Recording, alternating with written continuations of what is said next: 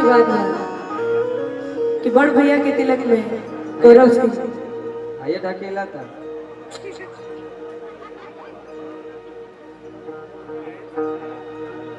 तिलक में हम लोग आए बानी और देखिए हमरे खातिर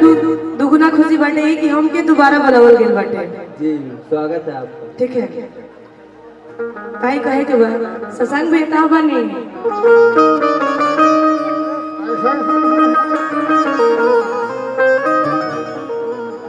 देखिए एगो नई नई दुल्हन के गौना आइल बा अब अपना पति से कैसे कहते हैं का लिखा ये नहीं खाई बारी सुंदर लगत है ना एकदम बिल्कुल बिल लगत है एकदम एचडी।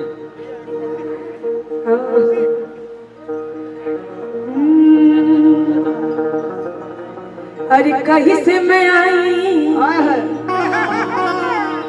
बल में रहूरी से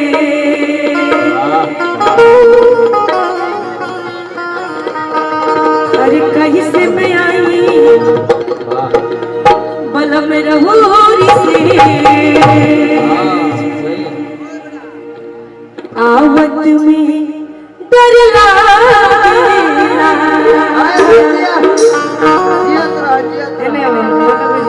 बैठ के सियत रहो। कहत है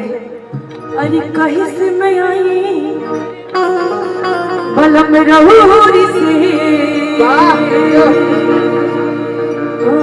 कहीं से मैं आई बल में रहूरी से आवत में डर लागेला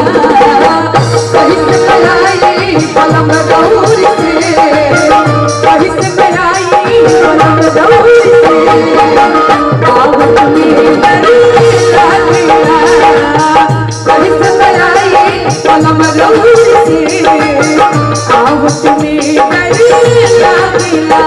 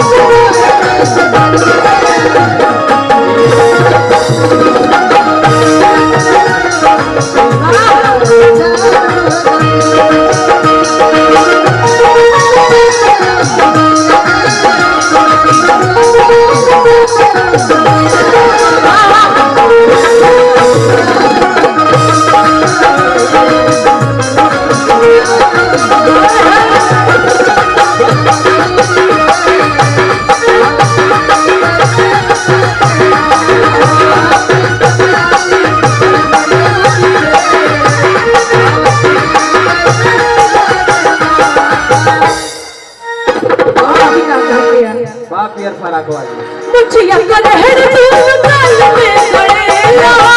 लगन से सभी लहरिया उठेला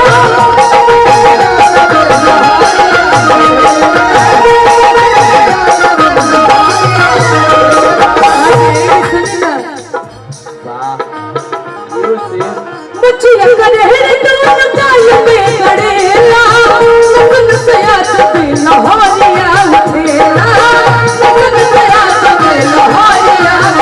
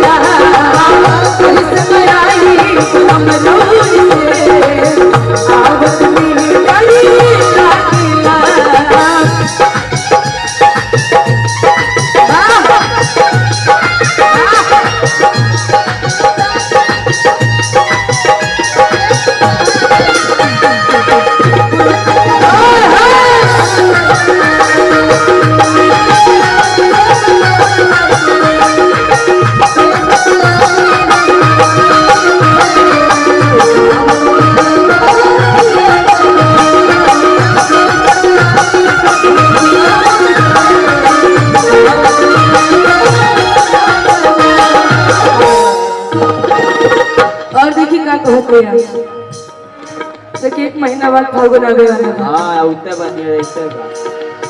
फागुन में ना हो बनो बनो रे सनावा प्रिय में